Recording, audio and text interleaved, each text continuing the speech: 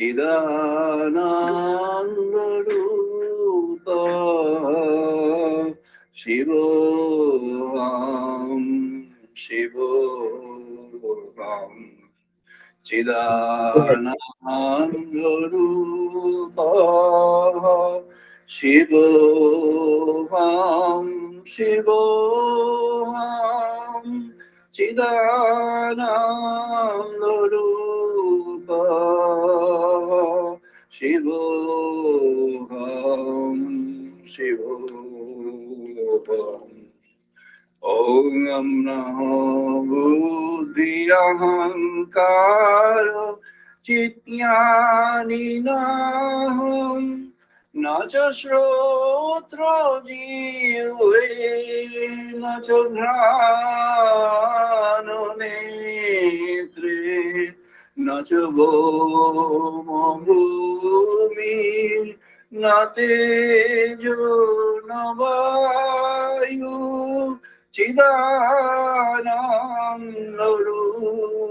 Chidanandarupam Shivoham Shivoham Chidanandarupam Shivoham Shivoham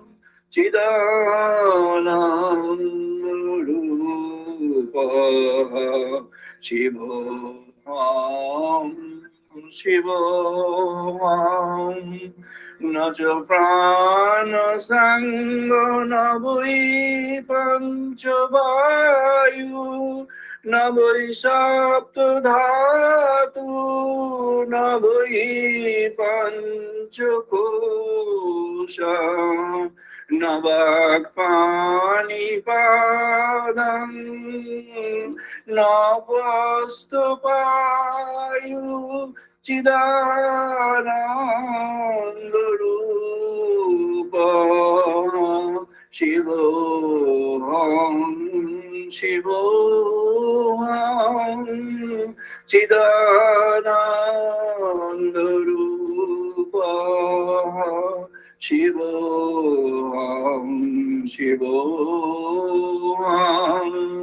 Nami Dvishurada Nami Lobo Moha Madhunaiva Menaiva Matsaryo Bhavo Nadarmo Najartho Nakamo Namoksha Chidanandarupa Shivoham Shivoham Chidanandarupa Shivoham Shivoham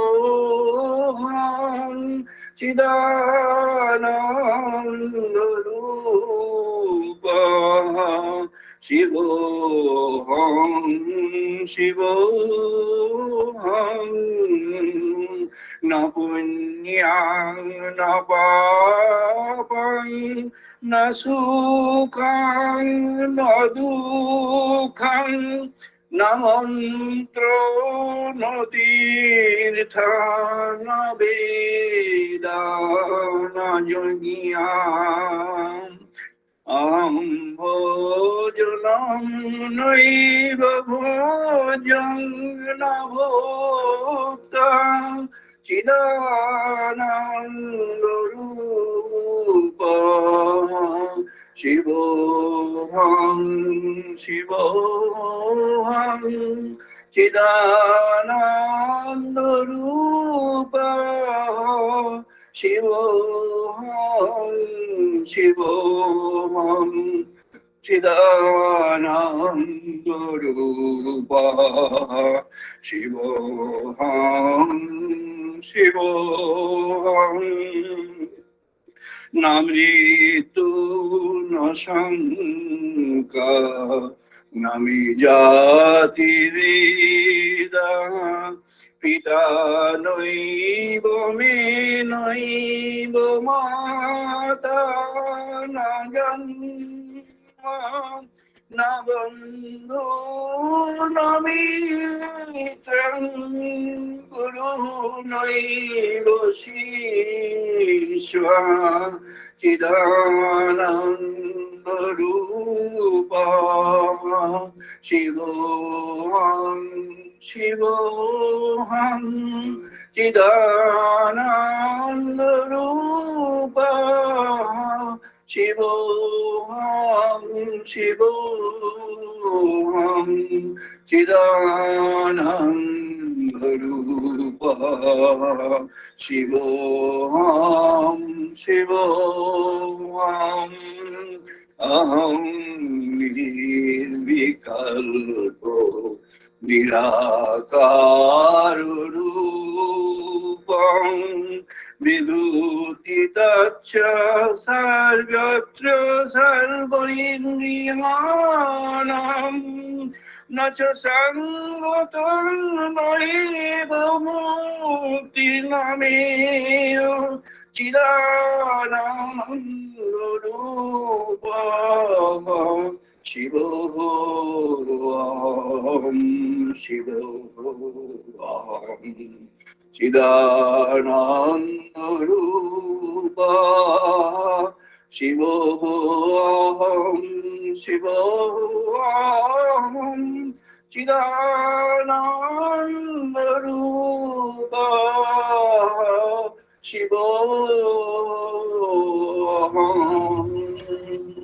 Shivoham.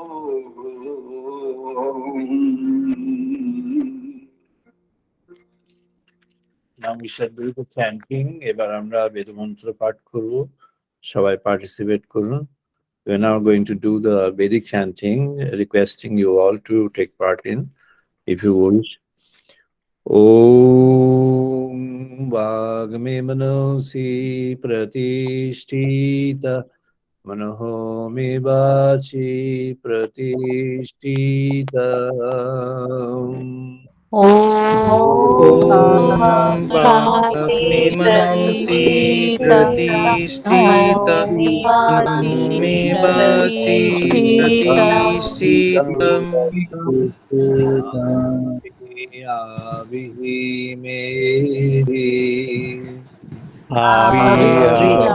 Avihi Mehi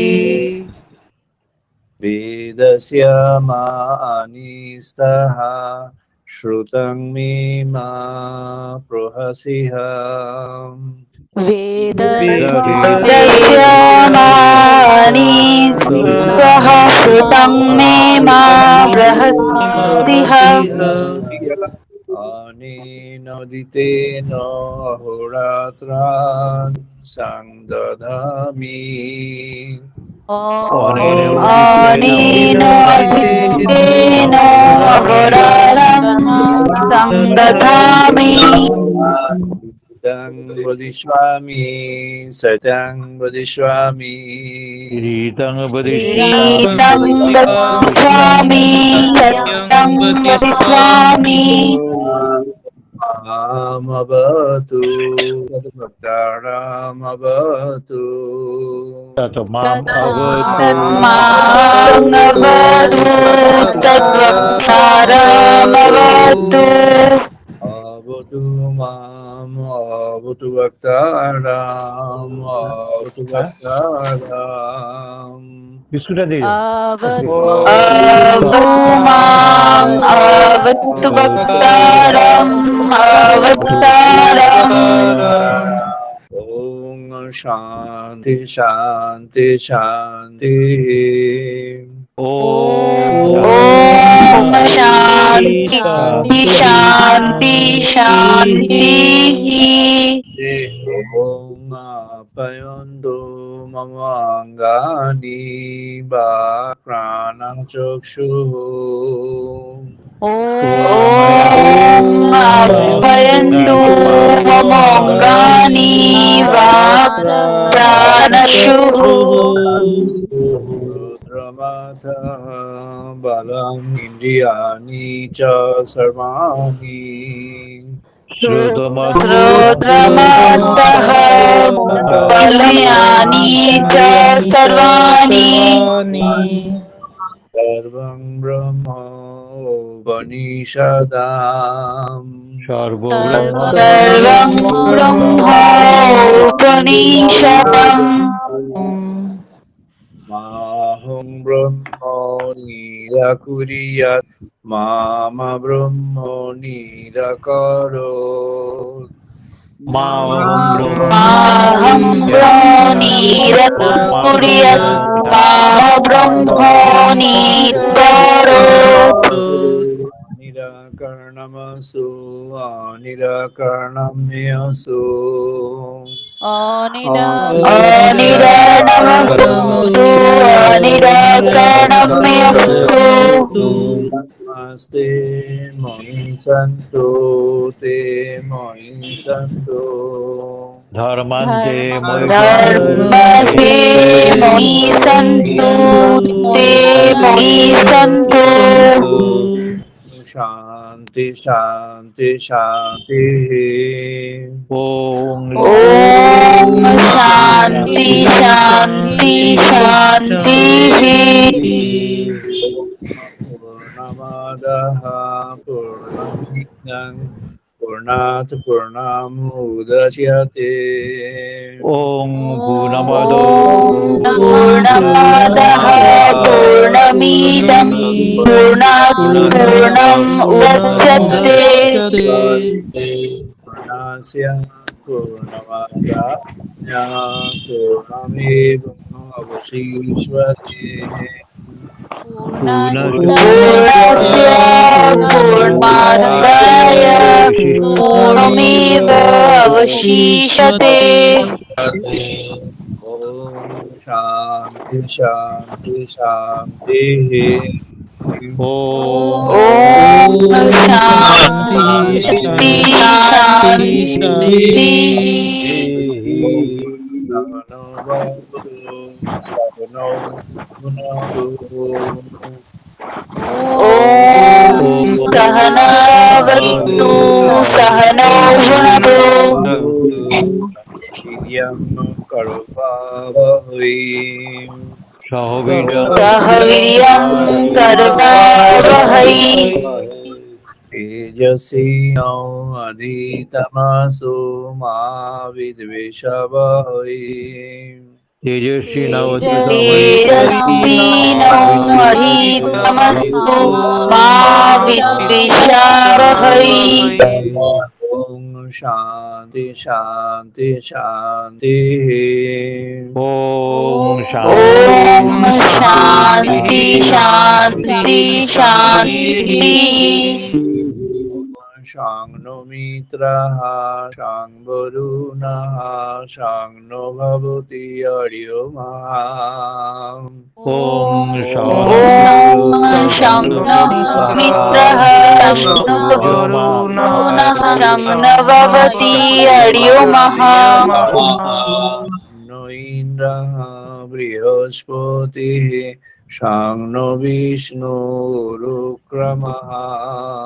शं no शं न इन्द्रः बृहस्पति शं न विष्णुरुक्रमः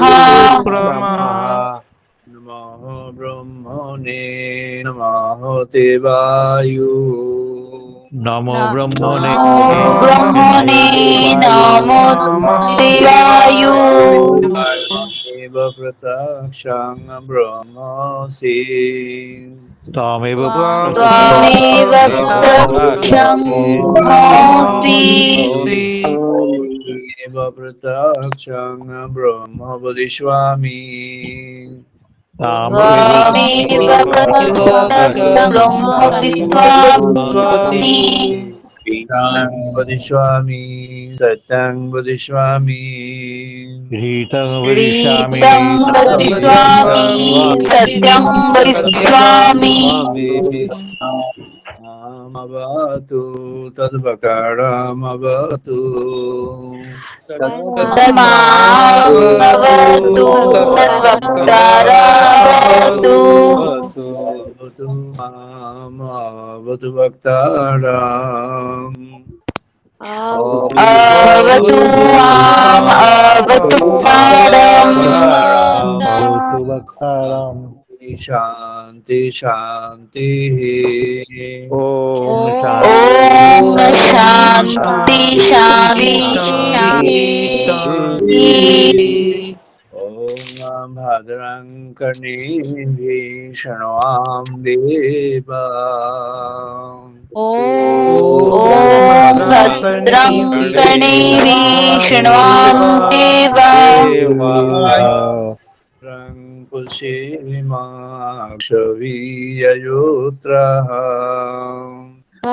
भद्रं पश्येमाक्षवीययुत्रहम् Yangai Tustuvang Shatanuvihi श्रीरय्यङ्गैतुषुवां सुतनोभिः Asnima Devahitang Ayatayu अशेम देवहीतं यायुः Shanti Shanti Shanti ॐ शान्ति शान्ति शान्ति আমরা আলোচনা করছি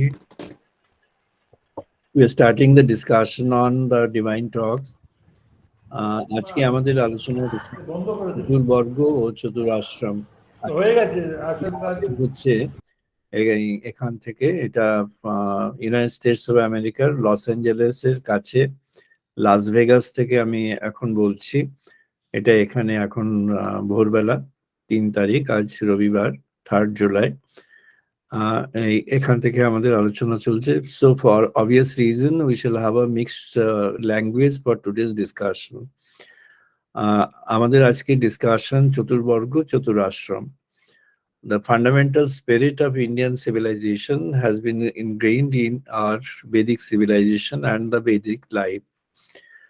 The Vedas, as we all know, there are 4 different segments of Vedas called 4 Vedas. Rig, Sam, Joju, Atharva. Rig is the invocation in the Rig Vedas, sage Poila. He was the most ancient sage and he was actually coordinating the Rig Vedic theme and principles. The objective was to invoke it, objective was to invite God in life. And God in a supreme form, God in a supreme form, which was visualized as a formless God. And in the Rigvedic period, the formless God was the most important concept. And what was the form? The form was, this is known as the Advaita. Advaita is non-dual, meaning he is the only one, he exists, and nothing else exists other than him. His existence is such that he exists everywhere. That's why the sage has given a call mentioning that yato voi imani bhutani jayanti jenu jatani jivanti tat prana pravishanti tad brahman.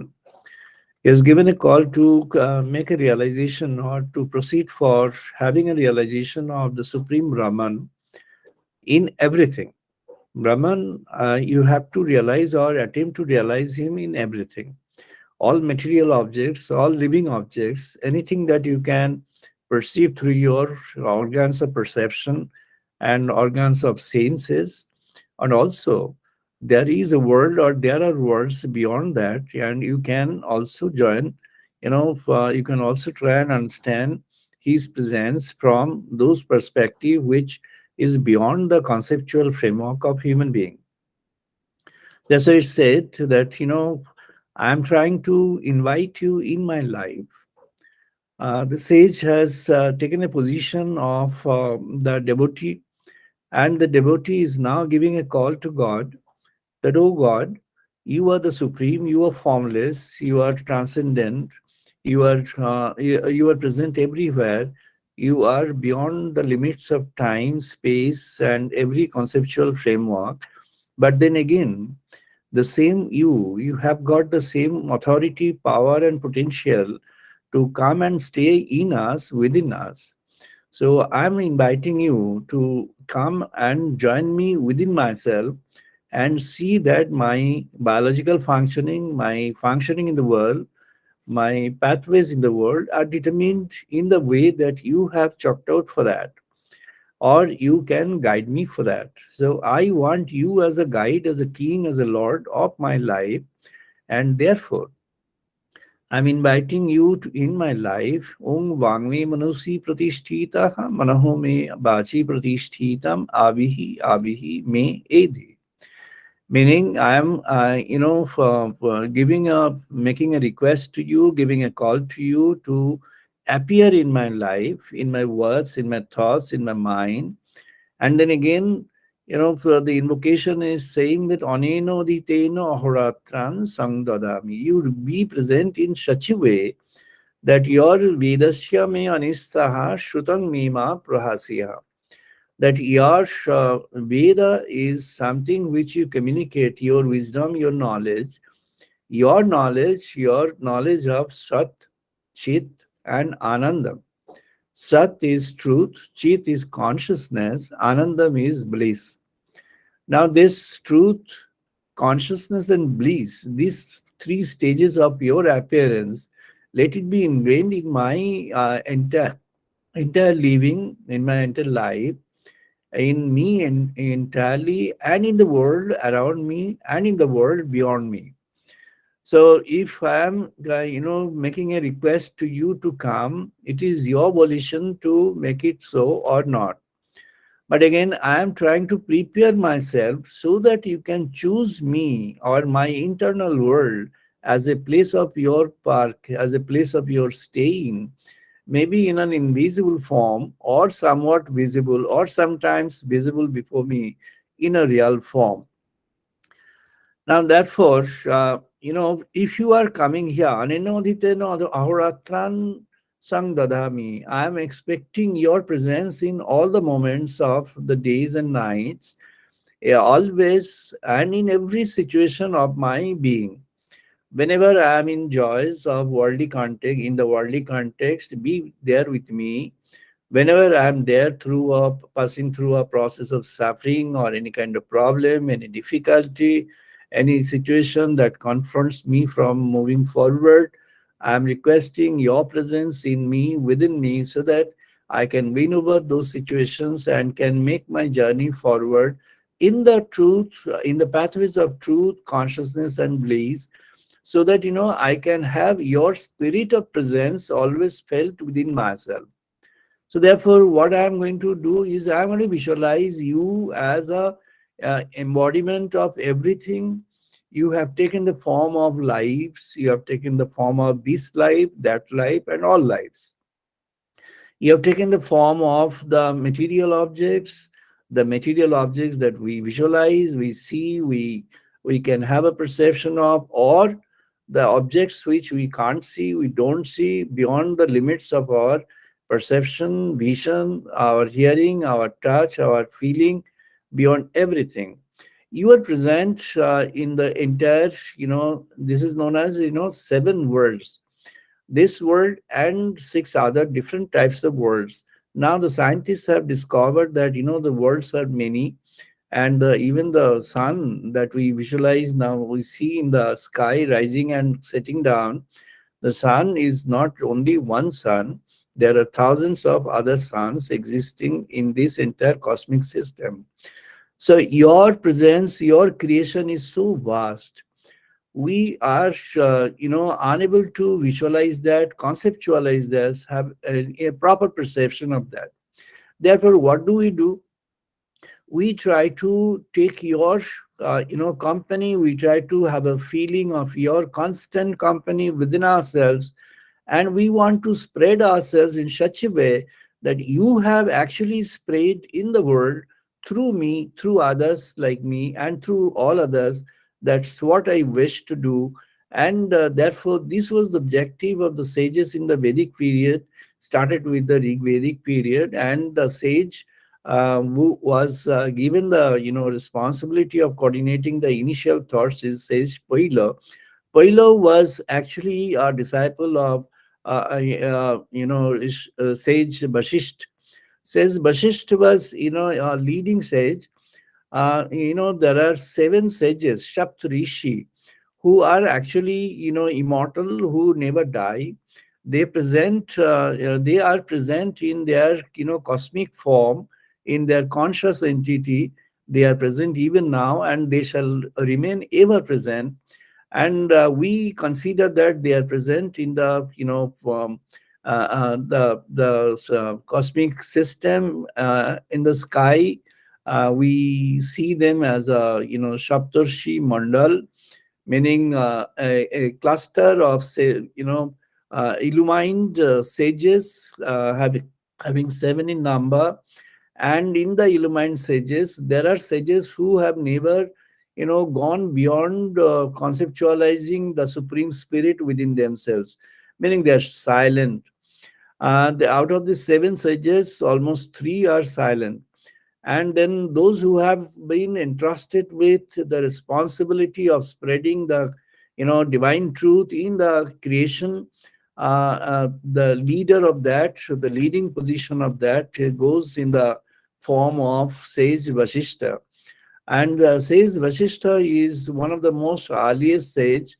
He is the pioneer in establishing the truth in different ways in India through the Vedic civilization, along with his colleagues in the community of sages during the Vedic period, and other colleagues also, and the followers in the subsequent period, thousands and thousands of years after that. It has been identified by some Western scholars who were correct at their own time, that this Vedic period. So this Vedic period is just a few thousand years ago, and during this Vedic period, what had happened is the Vedic period actually was only 5,000 years ago. And even they have gone to the extent of making a statement, and making certain statements which are being followed by some of our Indian scholars also. Obviously, because if they have to go to the West and earn the recognition of the West in the Western manner, they have to follow the suit of the West. And but you cannot blame the scholars in the West, because they are also in the learning process. Whatever learning they had at that point of time, they have gone forward with that. But then there are explorations even now, which is now being taken from the Western world. I'm going to give one example, which I mentioned in this Sotterpath forum, which is available in www.sotterpath.org. And in this, one can identify, one can find out, because this has been going on from it's just 20 years that we have been doing this. And the documents are there, wherein you'll find there was a team comprised of few scholars, leading scholars of the world. And the team was actually entrusted with finding out certain truths of initial civilization of human being, where from the human being has learned the civilization. This was the objective of this search. And the search was initiated by UNESCO, the cultural and human domain of the United Nations. And UNESCO had entrusted with this with a large team, including teams, people from England, from Germany, from France, one person from Italy, and then there were few from United States of America. A person was from Africa. There are few people from India, particularly in the southern part of India, and there are few from Japan and Australia. So this was a committee formed, and the funding for this work was done by UNESCO. This was done in the early 80s, 1980s. It was started. They did the work for almost 20 years. Towards the end of 90s, the first output came. They wanted to identify what was the actual meaning of this Vedic fire, why this Jagya, the sacrificial fire, was being held, and why this was given such a prominence. What is the real reason behind that? The head of the team, his name is Professor Fries Stahl, Staal. He is from Oxford. And the freestyle came up with a voluminous, massive, output along with his first level 40 scholars and the second level more than 250 scholars spread across the world. Till date, UNESCO has not done any project larger than this project. So far, in the human history, the international organization UNESCO has done the largest project study on the human civilization, basically targeting at finding out the basics of human civilization, how it has actually started. And that was actually entrusted with this team, and they came up with the output. I'm giving a mention of that. The discovery that many of the languages of India, including Vedic and Sanskrit, are related to most of the languages of Europe, including Greek, Latin, and its Romanic derivatives, Germanic, and Slavic, has led to the establishment of a family of languages, the Indo European family. The languages of this group have become more widely diffused than those of any other linguistic family. Before 2000 BC, Indo European languages were spoken by semi nomadic people who wandered the steppes of the and the stretched from Poland to Central Asia, originated from India with the spirit of the Vedas. Now you see, this is an understanding by Freestyle that reference is Agni, the Vedic ritual of the fire altar. This I am quoting from volume one. This is a big size, 1,000 pages volume. It is published in two volumes. Each one is 1,000 pages, and that's a large size book. Is a very large size, larger than A4 size, and that's a unique creation of human knowledge. And they have found out that the language which people started talking on, the language, this language was actually initiated from Vedic and Sanskrit as the origin of those languages. And it was also mentioned, I'm making a quote from Sunderland.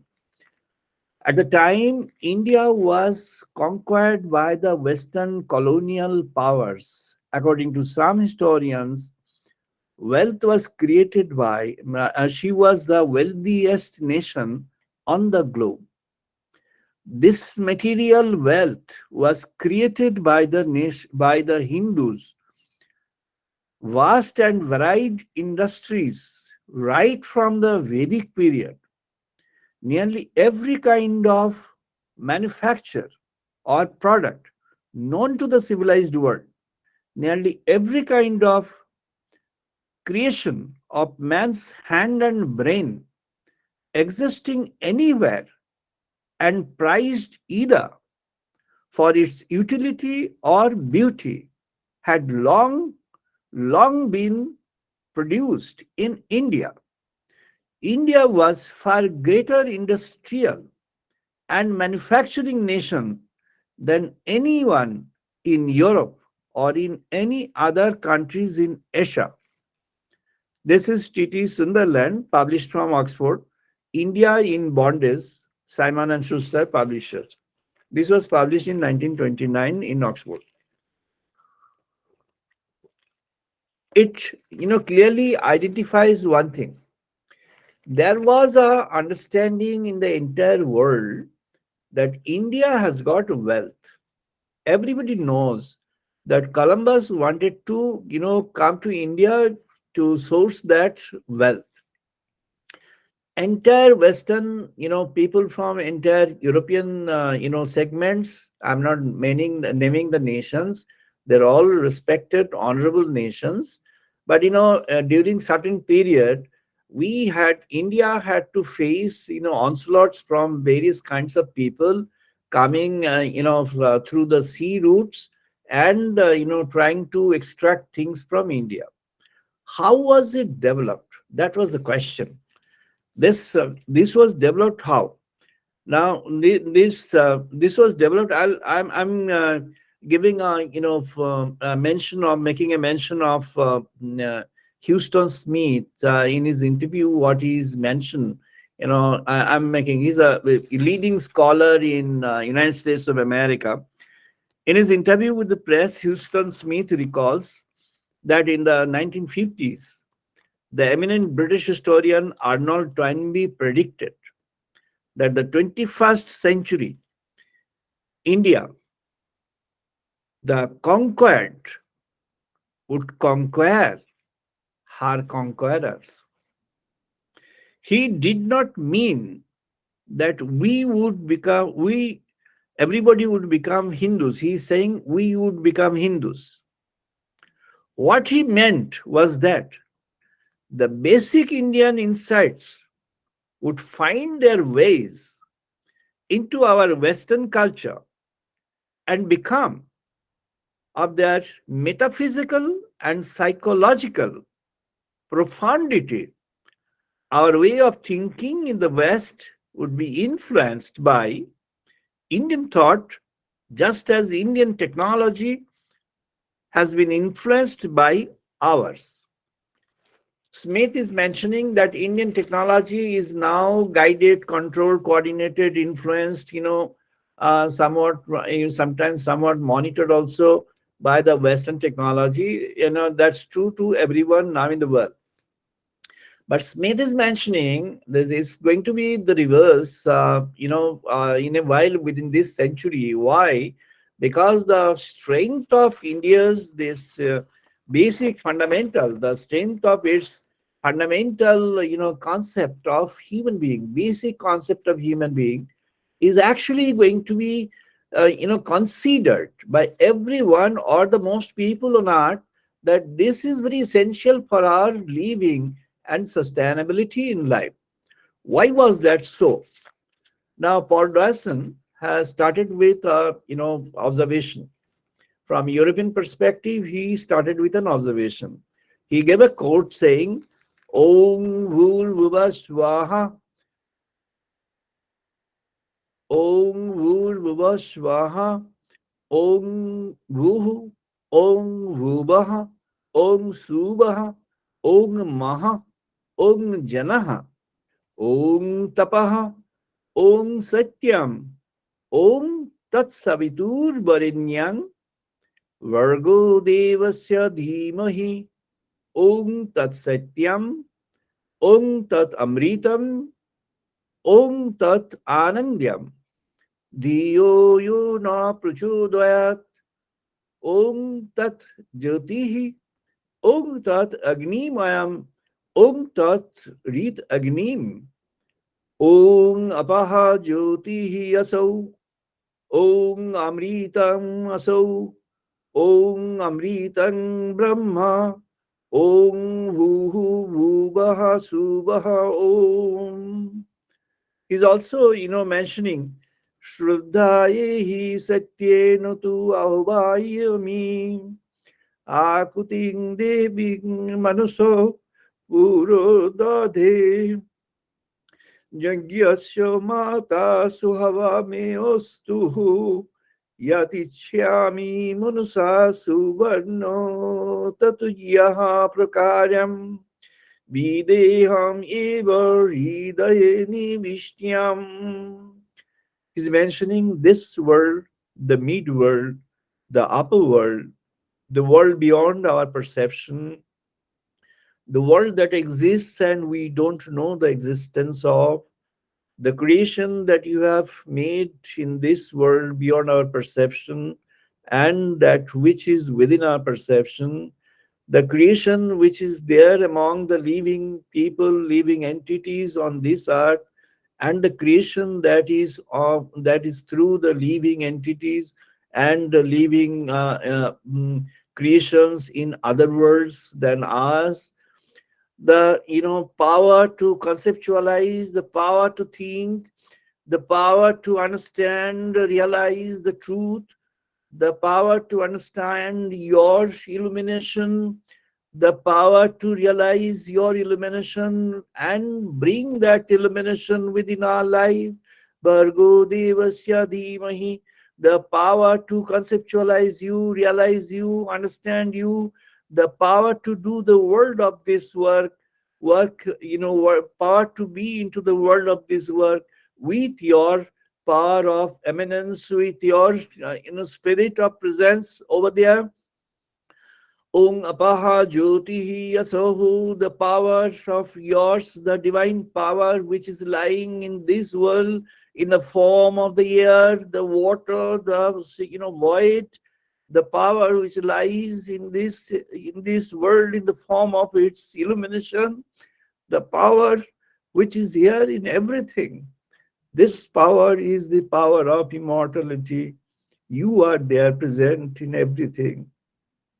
And you make me present and you make me understand so that Shraddha yehi satyena tu ahvami, so that I have in my mind that respect for, that devotion for, that love for your truth, and I dedicate myself to this call of this supreme truth, call of this eternal truth. Satyena tu ahvami, and you give me a call also. You be seated within myself, you be seated within my heart, the core of my heart, and give a call always, so that I can remain always with you. I am always with you, and you appear to me in the form of that supreme mother. Akuting deving manaso purudodhe, you be with me in the form of the supreme mother, and you mother me in my life, and you remain me, so that this life becomes a life of the spirit. This life becomes the governing entity of the spirit, and this life is an instrument of the spirit, and you make me your instrument in this. And Jignasya Mata Suvameostu, O the Supreme Mother, you make this life in such a fashion, you guide this life in such a fashion that this life becomes the life of your entity, your own being, and this life, undertakes the responsibilities of yours in this world, and this life undertakes the responsibility and takes it forward through the work of the world. Yadichyamihi jyotishyashihi manusa subhanya sakama satvrityam.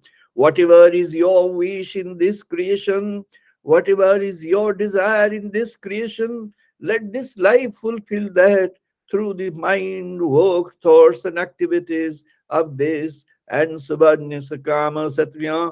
And you color this life with your color. You make this life as your life, so that this life reveals through this divine spirit, the divine objects, the divine values always. Videyami or Hridaye Nivishyam. And I'm giving a call to you. I'm making a request to you that you remain always within my heart. You remain always here. And may I be allowed to carry you forward, and you allow me to carry you forward in the work and the domain of the world.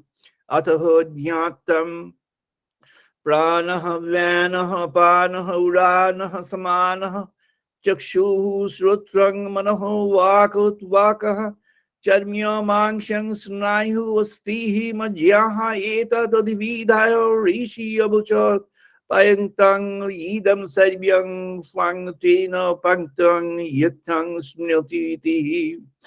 You be within myself, so that this life is the life of the spirit.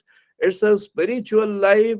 And you remain in the Panchavayu, the five different functional air that we have within ourselves. prana air, the air that we inhale for the living, for the purpose of our living. Vana air, the air that makes ourselves awakened always within ourselves, connects all the elements of our entity, connects all the elemental entities with the central entity. Apanaha, the air which is connecting with our externals, with the air which is connecting with the cosmic air, with the air that is functional, that is around us. Udana vayu, and the air that is actually allowing us to transform our thoughts, our principles, our concepts, our ideas within ourselves. The air that elevates us, the air that helps us to transform, the air that allows us to transform, the air that allows us to transform from the clutches of this worldliness and makes us spiritual within ourselves. And samana vayu, the air that is actually there functioning within ourselves, so that we remain with you. We don't have apply our our personal views, our personal things, our personal intents in that. We be guided by you always. And oh God, oh Supreme Mother, make us such that our organs of vision, our organs of knowledge, our organs of understanding, our mind, our words, our senses, everything are guided by you. Everything are are always in touch with you. And this Saptakosha, Panchavayu, Panchakosha, and Saptadhatu, all these seven elemental being, elemental objects, they are always in touch with you, are always drawn the spirit, they are drawing the spirit from you. This skin, this muscles, this snayu, this sense organs, this sense entities, this skeletal system, this part inside, and other other liquid things inside, and everything, all elements within, let everything be connected with you. This is what was the meditation, was the aspiration of our sages in Vedic period. It has been identified that the existence of Vedic period was almost 30,000 years ago. But then Western scholars, I know, they have reduced it to 5,000 years. So for obvious reason that they did not have the understanding at that period of time. Will Durant has made certain points on this. He's mentioning, let us remember that India was the motherland of our race. Will Durant is mentioning this from the point of view of European civilization. I tell about him. He is a scholar of European civilization. He is a socio psychological scholar. He has done sociological study of human evolution, human journey, and he's very widely known in the Western world and in the world as such for his contribution to the human knowledge, in terms of what human contribution has been towards elevating the conditions of human mind and human life. So Durant is mentioning, let us remember that India was the motherland of our race, and Sanskrit, the mother of Europe's languages, that she was the mother of our philosophy, mother through Arabs of such of our mathematics, mother of ideals embroidered in the Christianity, mother through the village community of self-government and democracy. Mother India is in many ways the mother of all, mother of us all in the world. Will Durant, this reference is the case for India, Simon Schuster, published from New York. It's published in 1930. Durant has explained in details in another book, and this book also in somewhat synoptic form, why he is mentioning that India is the mother of world civilization. Why is he mentioned? Why has he mentioned? It's mentioned that this entire creation is like an embodied entity. Though he is a boy, but he is an embodied entity. Duran gave a quote from the Yajurveda, Krishna Yajurveda, Shitashvatar Upanishad. And this quote he has used several times. I'm mentioning that quote which has been used by not only Duran but many others. Fristol also has mentioned in this their study also. Sahasro Shirsha Purusha Sahasraksha Sahasropata Sabhuming Vishvata Vritvaha Atitistata Dashangulam. Meaning this entire cosmic creation has a form, an invisible form, which has to be, if you have to understand that, you have to, conceptualize that, you have to realize that, you have to visualize that within your spiritual eyes or your conceptual, functional areas. This part has been very elaborately mentioned by Arnold Toynbee in his discussion with Ikeda. There was a discussion between Toynbee and Ikeda after Second World War had occurred, after this, atom bomb was charged on Japan. And in that they mentioned now we need a world which is a world of peace, a world that can elevate human being, elevate from these, tragedies, these problems, these, the vices of human world. And he quoted that the seven deadly sins which, Christianity has put across, and all the Shadoripu, six enemies that Indian civilization has actually from the very beginning of the Vedic period has gone in, in terms of mentioning and making people aware of and warn people about their impacts in the life, Kama, Krodha, Lobha, Moha, Mada, Matshariya. And in the, Catholic principle also, these are the six, and only greed has been splitted into two. Love has been splitted into two. I'm mentioning that it is, the desire, and then covetousness, this, jealousy, envy, gluttony, and then your greed, anger. And this, this covetousness is a particular form of greed, and where you have a greed for a particular object, you need to possess that, you have to possess that, and you are determined to possess that. There's a specific greed in specific terms, what Ravana had. Like, Ravana was a composed, king. He was at one point of time the, worshipper of Lord Shiva. But then again, it was actually it was a desire created in him and fostered by his sister, that Sita was there, and she's a beautiful lady, and so Ravana thought that he has to possess Sita. So the desire for Sita from the mind of Ravana is a covetous, target of Ravana, and he did so many, different ways. Like, he took the form of a Brahmin sage of, Bega, and then approached to her, and then somehow he could take her out of her boundary of, safety boundary given by, the Lord Rama and Lakshmana. But then she came out of pity, out of compassion for the sage. But then that was not a sage, that was a sage in guise, a demon.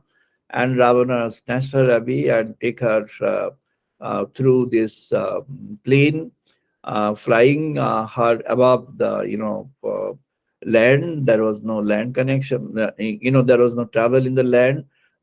He took her, and he took her in a, aeroplane, and that aeroplane, with the aeroplane he had crossed the sea and went to this Lanka, the other side. Now the name is Sri Lanka, and he was there. And this is what is covetousness, accent.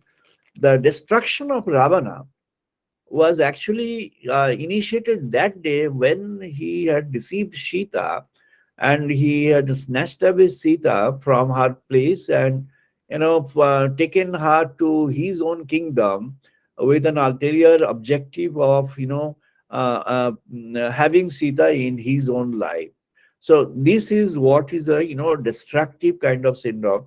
And Toynbee and Ikeda comes to a conclusion that yes, Indian spirit of goodness, the Indian spirit of divinity in life is essential for the entire human civilization.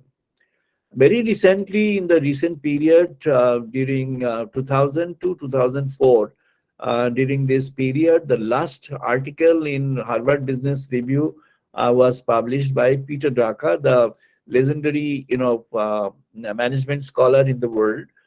He had initiated the concept of corporate management in the world long back, and he came to the last understanding in his life, last before he left this world. The last concluding understanding was that the teaching of Bhagavad Gita, which India has offered to the world, wherein there is an entity called God, and the God is such that God can be with you in your life, and God can have his godly spirit, his godly values, get inside your life so that you are immersed in those godly spirit and godly values, and transform your life in such a way that you are not a selfish individual. You become an entity of the world. You become an entity who is following the spirit of the world, spirit of divinity in the world. And that's what here Will Durant is now mentioning about the motherland, mother of our space, race. And why is he mentioning that? He's mentioning because we need to know this. And then he's mentioning this Sahasroshisha Purusha Sahasraksha Sahasrapata Sabhuming Vishwata Britva Titishta Dasangulam. He's repeatedly quoting this. Why? Because he's not absent. The divine, the God is not absent from the world. He is present in the world. He is present in an invisible form in the world. He is present in such a way that, this world, he is present in this world in such a way that, he is actually, he is present in such a way that, he is present everywhere. He is present in all entities. And when we talk about the God particle, the fundamental particle which was identified by Higgs boson, and there, what was the duration of that? It's a duration is 10 to the minus 21 second and 10 to the minus 27 millimeter. So the dimensionless, timeless kind of element, which is a non-element, is a spark of a spirit, and that is the fundamental entity of our life, fundamental entity of this creation. And therefore, the Western scholars have come to the understanding that India's spirit is essential for human living. And this human living has been actually given a shape by Vedic civilization. What was the perspective? The Vedic, sages have divided our life into different segments, and the objective of life into different segments. What are the basic segments of life? They have identified that Chaturvarga. Chaturvarga is 4 different segmental identities of life. This is Chaturvarga. And in that identity, you aspire that or you be into that. Dharma, Artha, Kama, Moksha. Dharma is not religion. It's the righteousness. The spirit of the truth, the spirit of truthfulness, the spirit of divinity is Dharma. What is Dharma? Now, Lord Krishna gives a call at the end of Bhagavad Gita, Sarva Dharmyan Parityajyang Mam Ekang Sharanang Braja.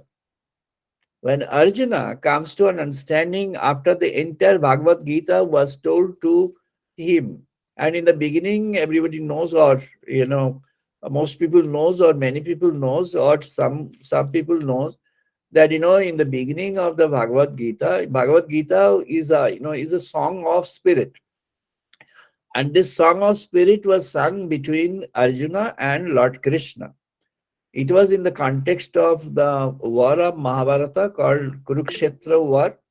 And in that Kurukshetra war, what happened is actually there was a chariot on which Arjuna, the warrior, was there ready to fight with the opponent as a leader of this, as an actual leader of the war on this defeatist side, the Pandava side. They were actually thrown away from their kingdom, and they were not given even a single space to live and survive. They were insulted. Draupadi, the wife of Pandavas, was actually, treated so badly, so wrongly, and so in ugly ways that they had to come and take a revenge on. Even though they have not taken a revenge, it was a cause for taking a revenge. They have not taken a revenge. They have done their duty of establishing righteousness as opposed to the wrong things by the wrongdoers. Now, Lord Krishna was driving the chariot and Arjuna was about to fight, but in the beginning, he wanted to see the other side whom he is going to wage a war with.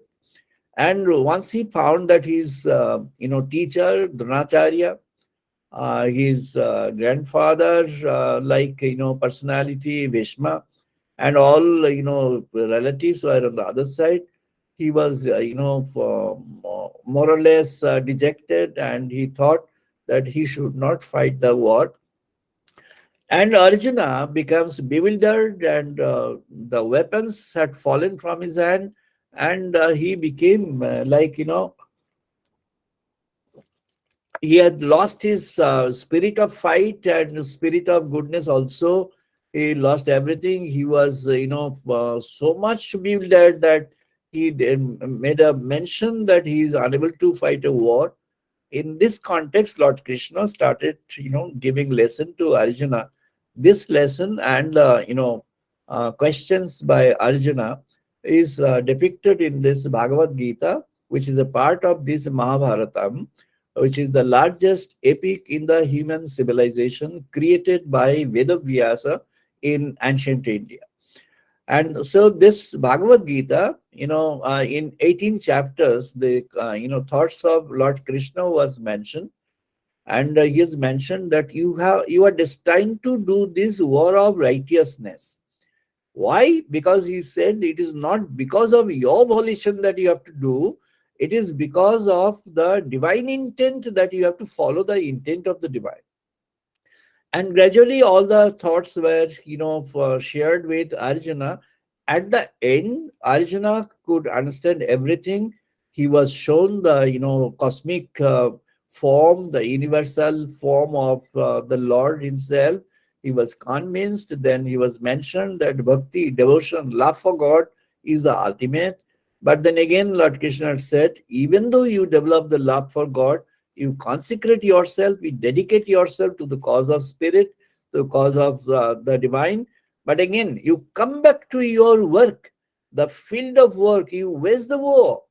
You cannot go away from there are campaign that in India, the civilization teaches non-work, the civilization teaches, only fatalism.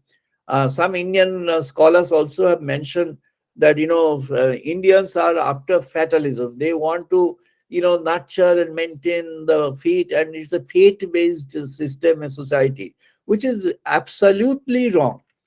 Bhagavad Gita says that it is not a fate. The best devotee was Arjuna, because Lord Krishna had himself mentioned the best human being is Arjuna. Why?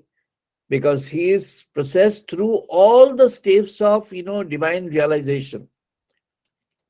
Starting from Shankha, there is the Shankha Yoga, where the, identity of Atman, that the Atman, is eternal, immortal, and this Atman is taking a form in us.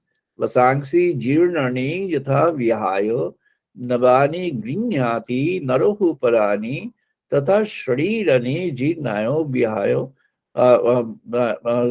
navani sangyati dehi. Like, as human being, from take out from the body the old garments, the old dress materials, and put on a new in place. Similarly, this Atman, which is non-destructive, it doesn't it doesn't get diluted by anything.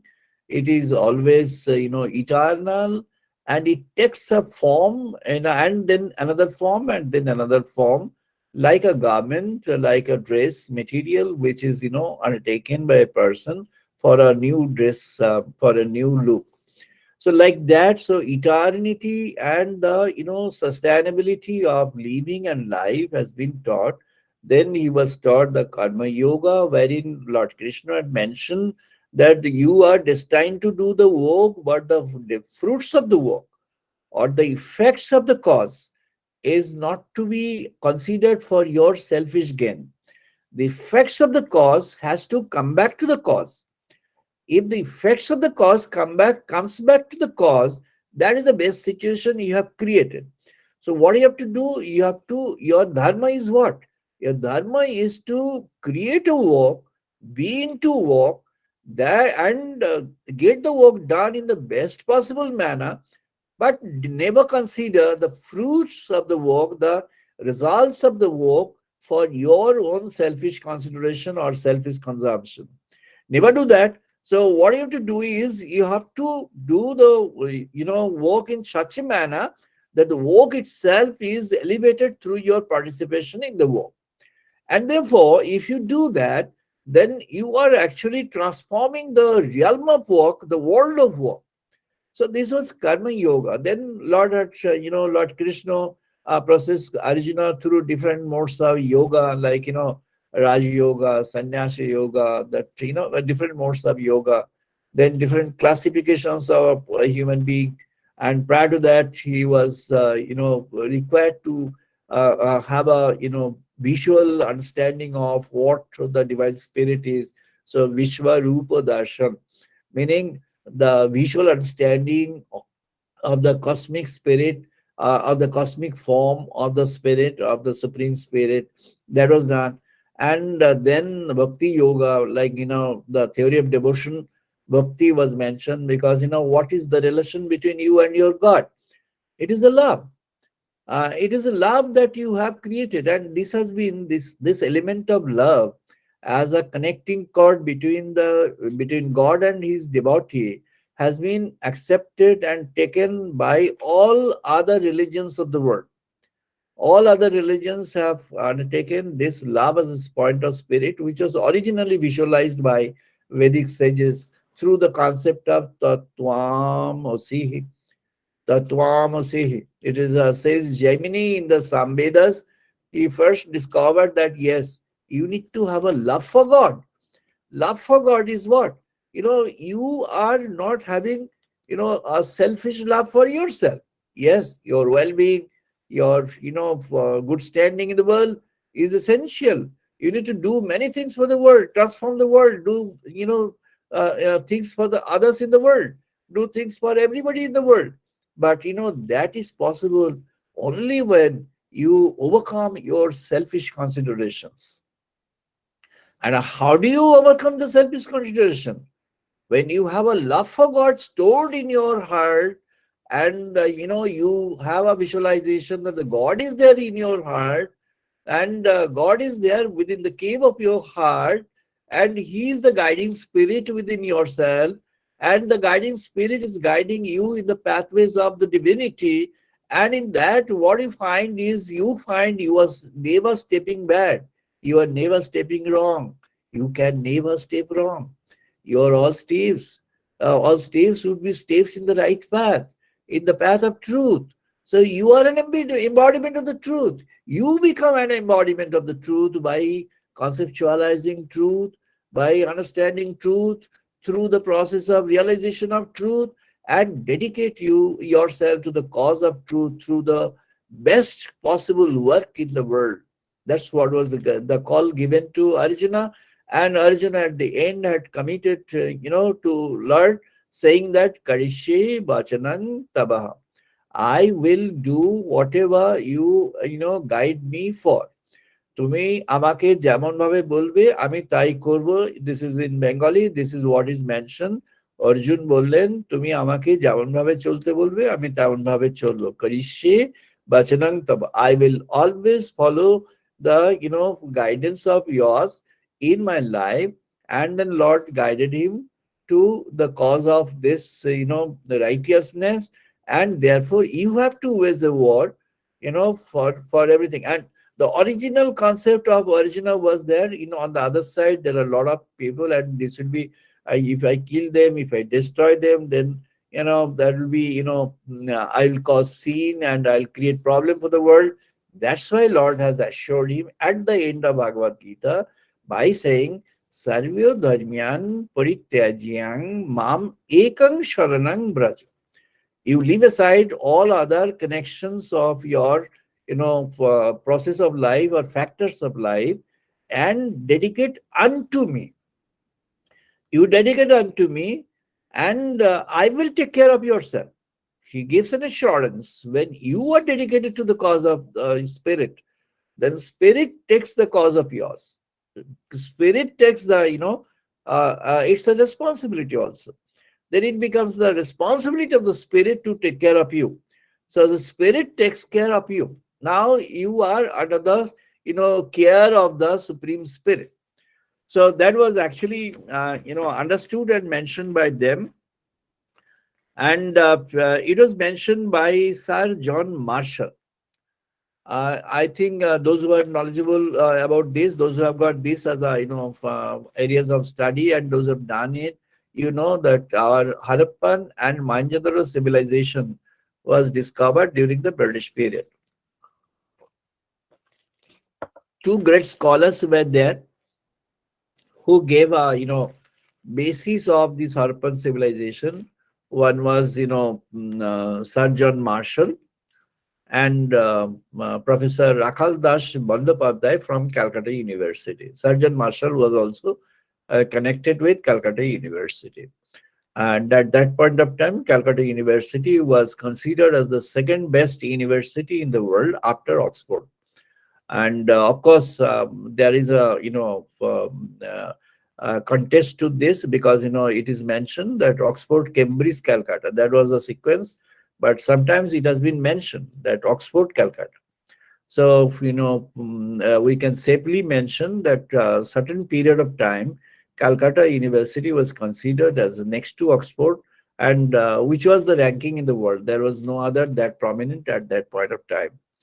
Sir John Marshall, and afterwards, as a kind of student of this archaeological studies and archaeophilosophical studies, Rakhal Das Bandyopadhyay, and archaeohistorical studies also, Rakhal Das Bandyopadhyay also went there. And the first publication by Sir John Marshall was actually global publication. It was published by government of India at that time, meaning British government at that time, but published from London. And that was a global publication. And I'm giving a reference of the publication as Mohenjo-daro and the Indus Civilization. Mohenjo-daro and the Indus Civilization. Though the work was done in the 20s, actually it took almost 10 years period for them. Meaning work started in the early 20s.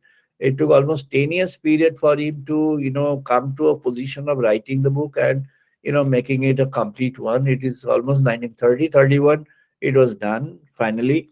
But actually the excavation and other work started almost 30 years before, and all the findings were capsuled and processed therein. He's mentioning India's tradition had reached a certain point of maturity even at the time of the Indus Valley civilization that flourished 5,000 years ago. Now take the point. Some of the historians, I have no problem in mentioning the names, they have skewed without any valid support for that. They have actually distorted this as a fact and mentioned that Vedic civilization is after Harappa Mohenjo-daro civilization. To make Vedic civilization even, later than Mohenjo-daro Harappa civilization.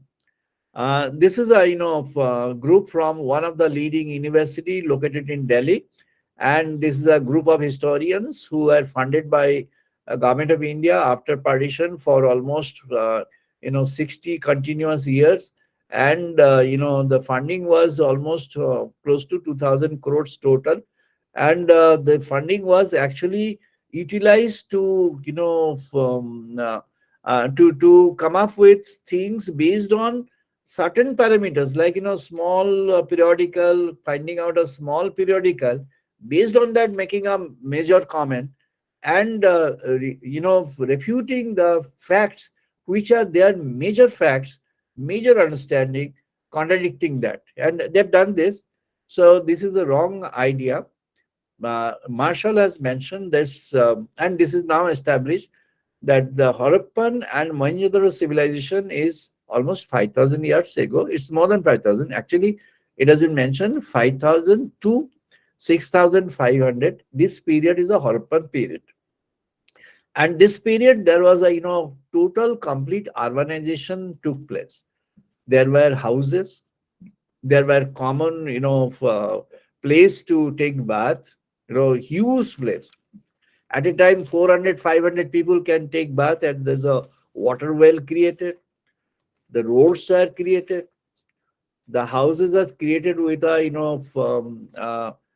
with the stone slabs, and there were common dormitory kind, meaning at a common place where people used to sit and eat together. Many people, common place of sitting and discussion or worship, that was there. And Archaeological Society of India has identified from these excavation places that there were a lot of symbols of Lord Shiva. Even the form of Lord Shiva carved in this stones, that was detected. Now, this is a Harappan civilization, 5,000 to 6,005 years, 6500 years ago. Now, the Vedic civilization, as Sri Aurobindo has put it so correctly, that Vedic civilizations started either 30,000 years before Christ or even much before that. Because you see, urbanization from a Vedic civilization was what? Was, people used to live in forestry and villages inside, kind of forestry, meaning it was all natural things around. And it was like this. Each sage was a person in a family. Now, Dharma, Artha, Kama, Moksha is the Chaturvarga. And there was another classification called Chaturashram. Chaturashram is, it is a, ashram in the house, Grahastha. Now then, you have a period of studies, meditation, period of ascesis, brahmacharya. Then you have a period of being in the family, and then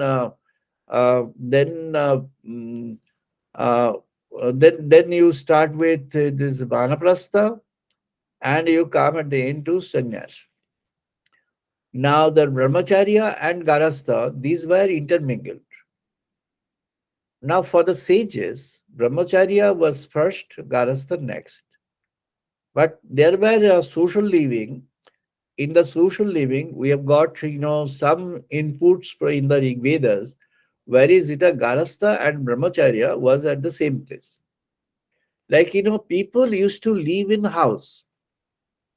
Sri Ramakrishna had mentioned, and it has been mentioned in the Gospel of Sri Ramakrishna, is mentioned in Bengali that Kamini Kanchan Tag, meaning you have to get rid of the inflicts of the desires of extreme biological variety. You have to get rid of that. but it's never mentioned that you get rid of the carrying forward of the human civilization. So that means, the families have to be there in place, the children will be there after them, there will be a legacy, there will be a generation. But how? It is based on certain basic fundamental principles. What is that? That, the basic fundamental principle is the principle oriented to goodness and the values oriented to goodness. So what are those values? The values are that you understand, or you have an understanding that God is overwhelming and God is present everywhere. He is omnipresent. Meaning what? God is present here, God is present there. I'm now talking from United States of America. Nobody should develop a concept that West does not have any spirit in it. It is not a fact. Every corner of the world is a corner of God. Every place of the world is a place of God. Every entity in the world is an entity which is actually endowed with the goodness of God. Every person, human being, has got the potential of becoming a good person or a noble person in the form or in the way or in the culture, according to the culture that he or she or they want to come forward with. So, it is not actually confined with one particular segment or, region or, geographical region of the world. But again, the concepts, thoughts, originate from certain place. For example, if we talk about the evolution of science, Albert Einstein, for example, he, emerged from European soil. Now we see, when Albert Einstein was, facing problem in Germany at that point of time. I'm not mentioning the situation; everybody knows, and he had a decision that he would relocate. Now, when he had a decision that he would relocate, there was an offer given by Calcutta University to Albert Einstein that you please come and join us, because he had a connection with Calcutta University. He had a connection with Acharya Satyendranath Basu. Satyendranath Basu and Einstein together came up with a formula called Bose-Einstein theory. And the particle that has been identified as the God particle is actually known as a boson particle. Boson particle is after the name of Satyendranath Basu or Satyen Basu, and Einstein was very well connected with Satyen Basu, and they were known to so intimately each other. And Satyendranath Basu was the person who came up with a concept of a particle which is a massless particle. For example, light is comprised of a particle called photon, Photon. Now, photon is massless particle. It's a particle, but it does not have any weight. It's a particle which is very fast. The speed of light, everybody knows. And it's a particle which can go beyond and much beyond the speed of light. Of course, Einstein had visualized that speed of light is the ultimate speed. This is the concept of infinite speed. But boson had the potential to create a particle or to see the particle in a form which is, infinite times the speed of light also, which we are now realizing. So boson as a particle was even further, ahead of the thoughts in the Western world. Now you see, Albert Einstein developed a thought which is a legendary person and a legendary thing, or a legendary creation of science. E is equal to mc square. He created energy is equal to mass into square of the speed of light, meaning each mass has got a enormous potential energy with it. If you have got a 1 gram of mass, that 1 gram of mass can be multiplied into huge energy. Using this, then the nuclear came into being, and he did not have any intent for creating the nuclear things. But again, this scientific thought proceed forward, and then finally the nuclear was actually the result, and Manhattan Project was there in United States, which is very unfortunate. But again, from other side, it is fortunate that people, human being could find that another source of energy than coal and this petrol, which is the nuclear energy. So if we can use it in the right manner, we get the benefit for human life. If we use it for a destructive manner, then we destroy, the human life and habitat, as it has happened in Second World War, and as we frequently hear, from sources here and there, and even now going on in the world. So, what he says, let me, read out what the Marshall has mentioned. India's tradition had reached a certain point of maturity, even at the time of the Indus Valley civilization that flourished 5,000 or more years ago.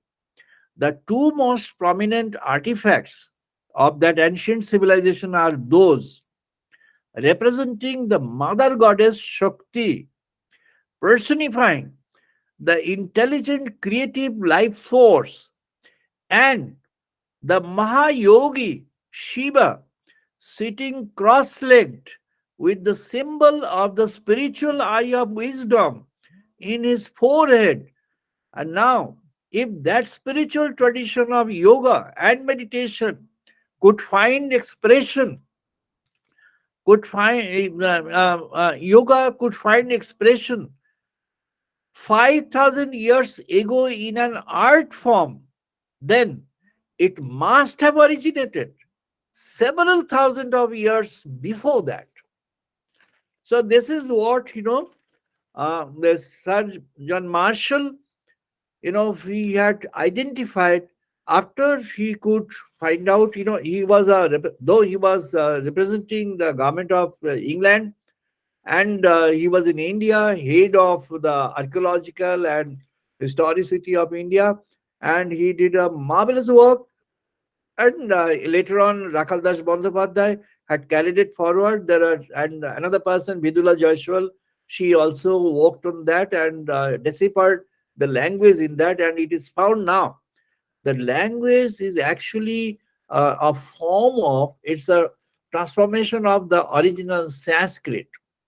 So you see, Harappa and Mohenjo-daro, which is 5,000 to 6,500 years ago, and Marshall is very, very legitimately, he has very legitimately mentioned that if this kind of, what is that? The mother god, this Durga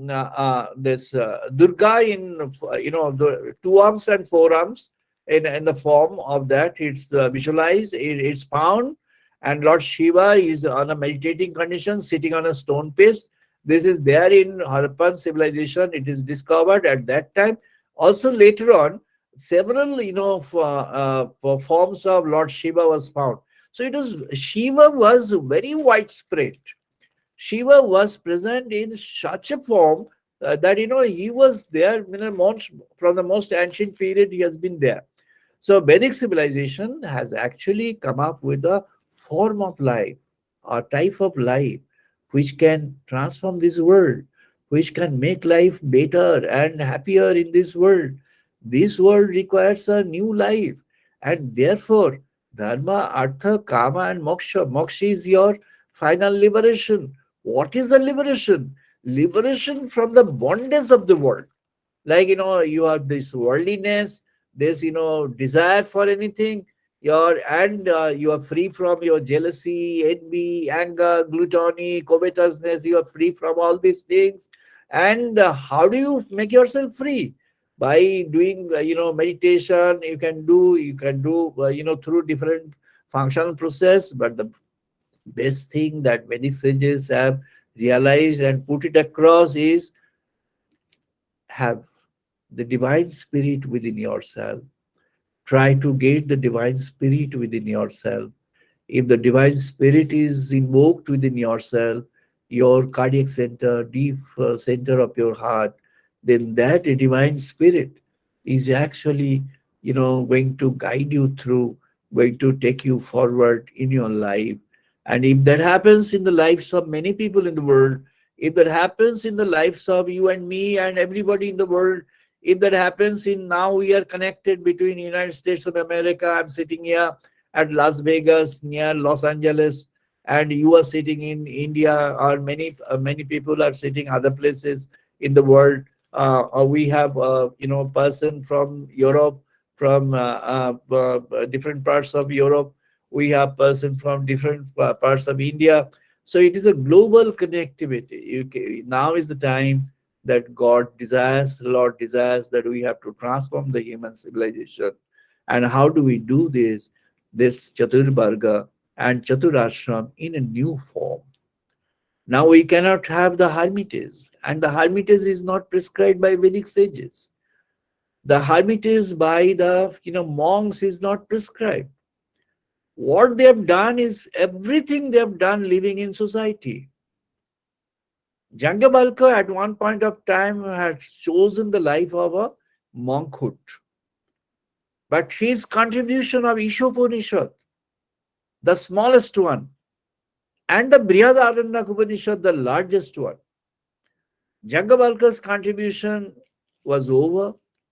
He thought that my entire contribution to the world is over. I have done whatever is required of me for the human civilization. I have done that as directed by God within. Now I am going to leave aside everything and going to the jungle. Why? Because sannyas is what? Sannyas is not a spirit of different living in a different house and different, costume. It's not just you change your costume and live in a different house and different conditions. It's but sannyas, if you have undertaken, you cannot stay more than 3 nights in one place. You live beneath the trees and move forward. Sorry. Ashrama living is not for sannyas. Ashrama living is in another form of grihastha ashram. What we find now as the monasteries in the world is a next home, is a revised home. Anybody can have a wish to have a different kind of home. Anybody can have a wish to have a different kind of dress with different color. That does not make any difference. What makes a difference is our intent to have the form of life identified and scaled in accordance. How do we do this? This is what is the most important thing, and this is what is the final contribution of India's civilization. Moksha is what? Is the liberation. Is not, there are people who have explained moksha is, you liberate yourself from this world, and liberate from the bondage of this world. And many people have, mentioned that moksha is something which you never come back to this world and you are liberated from humanhood. Yes, if you wish to do that, you can.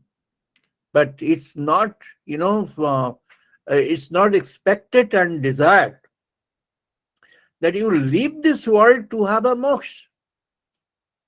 Rather, you be liberated and be in the world.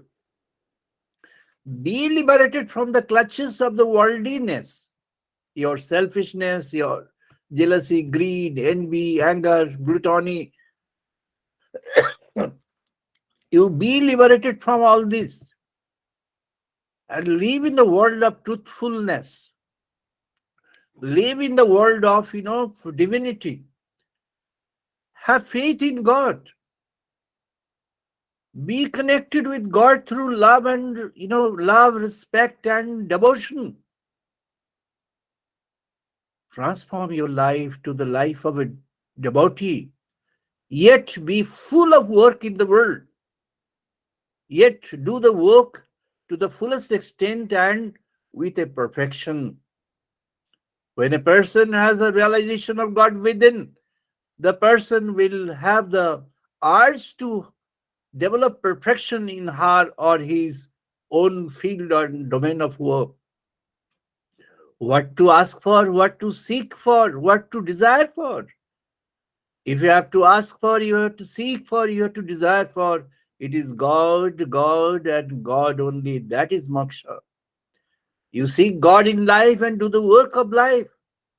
You have God in life, you carry your life forward in this world and do the destined work in this world and do the destined work with a perfection. This is what Indian civilization has taught us.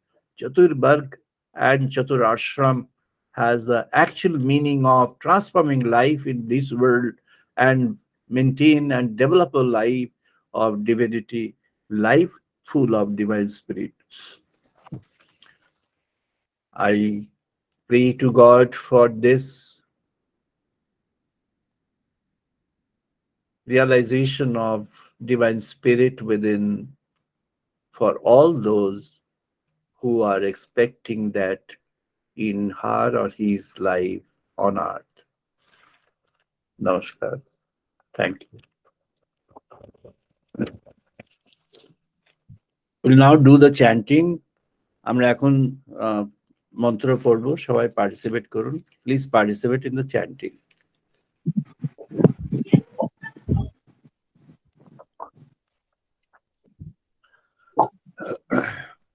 ॐ वाग्मे मनसि प्रतिष्ठिता बृहदाचि प्रतिष्ठिता ॐ Om वाक्यं Bhagavate प्रजि प्रतिष्ठिता Pratishtita मनोवाचि Pratishtita प्रतिष्ठिता Medhi आविः Avihi Medhi वेदस्यामानि सह श्रुतं मे मा प्रहसिहा वेदस्य Vedasya Mani Swaha Shrutam Nemarahasiha अनेन ऋतेन अहोरात्रां सङ्गरामि अनेन Anena Dritena Horatram Samdadhami प्रीतं वदिष्यामि सत्यं वदिष्यामि Ritam Vadiswami Satyam Vadiswami तद्मामवतु तद्वकरमवतु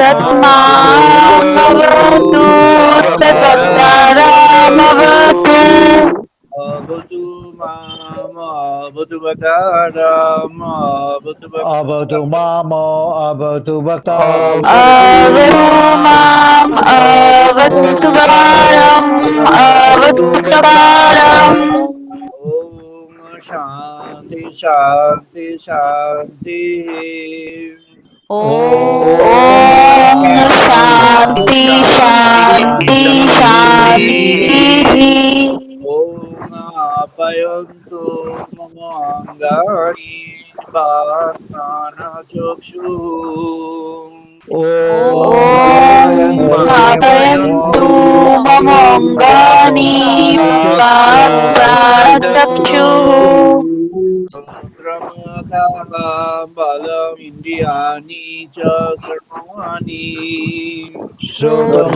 Rudramataha Balam Indriyani Cha Sarvani सर्वब्रह्मोपनिषदाम् Sarvam Brahma Upanishadam ahum brahmo nirakuriya mama brahmo nirakaro Maham Brahma Nirakuryat Mama Brahma Nirakaro Anirakarnamastu anirakarnamyastu Nirakarnamastu Nirakarnamyastu Mase moi sattu ते मयि सन्तु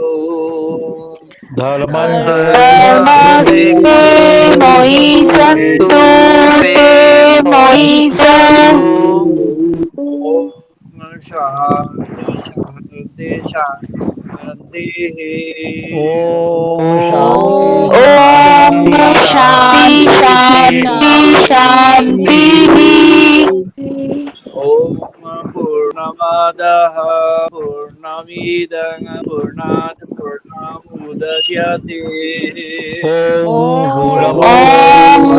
पूर्णमादः पूर्णमिदं पूर्णात् पूर्णम् उदच्यते पूर्णस्य पूर्णमादाय पूर्णमेव अवशिष्यते पूर्णस्य पूर्णमादाय पूर्णमेव अवशिष्यते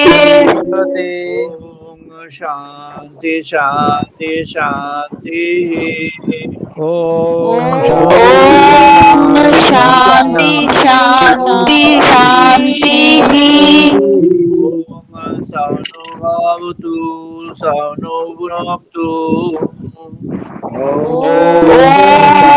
सहनावतु सहनौ भुनक्तु इयं कर्वावहै सह वीर्यं कर्वावहै तेजस्विनावधीतमस्तु मा विद्विषावहै तेजस्विनो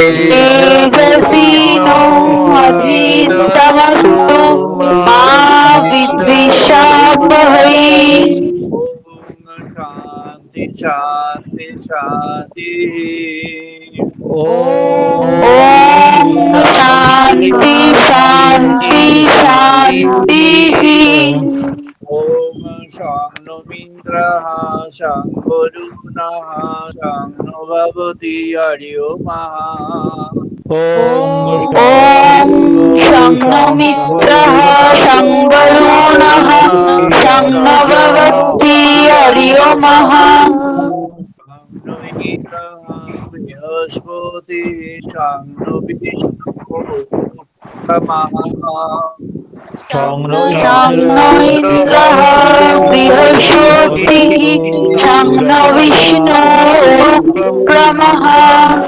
नमः ब्रह्मणे नमः देवायु नमो ब्रह्मणे नमो ब्रह्मणे नमो देवायु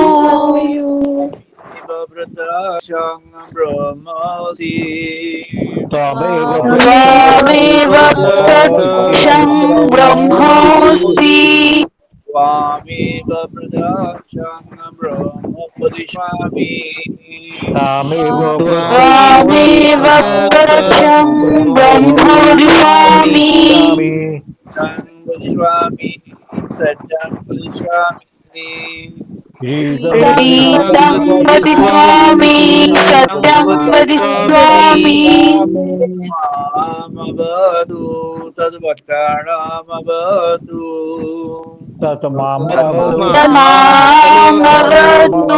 तद्वक्तारमवतु अवतु माम् अवतु वक्तारम् अवतु अवतु माम् अवतु वक्तारम् शान्ति शान्ति शान्तिः ॐ ॐ शान्ति शान्ति शान्तिः ॐ भद्रं कर्णेभिः देवा ॐ भद्रं कर्णेभिः शृण्वाम्देवा भद्रं पश्येमाक्षभिर्यजुत्रः भद्रं भद्रं पश्येमाक्षभिर्यजुत्रः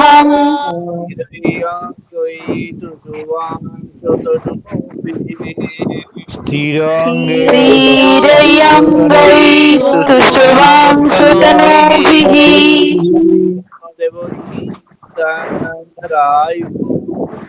वशेम देवहीतं यतायु Shanti, Shanti, Shanti. Om Shanti Om Shanti शांति शांति আমরা এখন 2 মিনিট ধ্যান করবো. We shall now do meditation for 2 minutes, all of us together. 2 minutes meditation now.